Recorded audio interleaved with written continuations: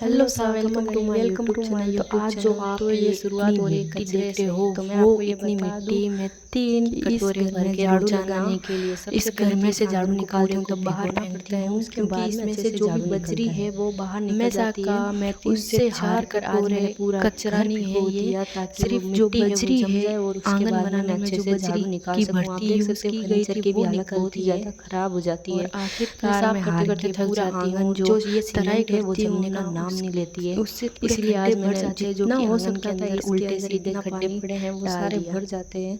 तो मैं इस वेट में थी कि कब ये सूखे और कब मैं अच्छे से झाड़ू निकाल पाऊँ, क्योंकि इसकी तराई करने के बाद में जो आंगन है वो पानी सोख लेता है और जो मिट्टी होती है उसमें से सीमेंट उड़ती नहीं है। आप देख सकते हो मेरे फर्नीचरों की हालत कितनी ज़्यादा बुरी हो रखी है। और ये जो खड्डे पड़ गए हैं ना, एक बार खड्डा पड़ने के बाद में पूरा आंगन ख़राब हो जाता है। और यहाँ पे जो आप देख रहे हो वो आंगन की ढलान है। यहाँ पे इतनी सारी आकर सीमेंट जम गई है जो पानी के साथ में आई है। तो आगे सर्दियों में पैरों की हालत तो सच में बहुत ही ज़्यादा ख़राब होने वाली है। तो इसी के बीच आप सोच रहे हो कि आप पक्का आंगन ही क्यों नहीं करवा लेते। पर बस ये सब कुछ मैं आपके साथ में शेयर कर रही हूँ ताकि आपको और मुझे ये सब बातें याद रहे। वो सारा काम होने के बाद में मैं लेकर आ जाती हूँ गाजर। कहा जाता है कि जो बारिश होती है उसके बाद में गाजर होते हैं वो उसकी सब्ज़ी बहुत ही ज़्यादा टेस्टी होती है और स्वादिष्ट होती है। तो मैं इन गाजर को सबसे पहले ऊपर से हल्के हल्के छिलके उतार देती हूँ। आप इन गाजर को इस ऋतु में इकट्ठे करके अगले साल तक खा सकते हो। वो कैसे कि जो ये गाजर होते हैं उसके ऊपर से छिलके उतार के धूप में सुखा दो, मतलब कि काट कर, जैसे कि सब्जी कैसे कटिंग करते हैं वैसे। तो आपको छोलना नहीं है तो बिना छोले भी आप इसको सब्जी कटिंग करते हैं वैसे कटिंग करके छत पे सुखा सकते हो। कि सूखने के बाद में आप उसे स्टोर करके पूरे अगले साल कितनी भी सब्जी बनाओ उसकी भी सब्जी बहुत ही ज़्यादा टेस्टी होती है। क्योंकि ये सारी चीज़ें स्टोर करके रखनी चाहिए, क्योंकि ये 12 महीने तक नहीं होती है, इनकी भी रुत अलग अलग आती है। भटकनियाँ होते हैं उसे भी सुखाते हैं, सांगरिया, काचर, तिंडी, इन सभी को सुखाते हैं क्योंकि ये 12 महीने तक ये सारी सब्जियां नहीं रहती है। तो फिर सुखाने के बाद में जब आपका मन करे तब आप इन सब्जी का लाभ उठा सकते हो। कभी भी मन में आ जाए तो आप बनाकर खा सकते हो। मेरे लिए तो इतनी सी सब्जी भी बहुत है।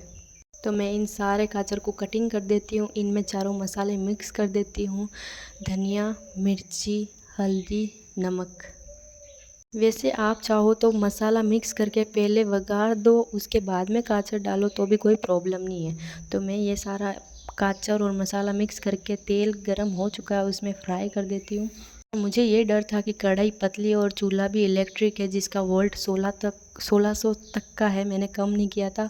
और मुझे ये डर था कि मिर्ची मसाले पूरे जल जाएंगे और उसके बाद में सब्ज़ी पूरी वेस्ट हो जाएगी, इसीलिए तुरंत ही मैं उसके अंदर पानी डाल देती हूँ।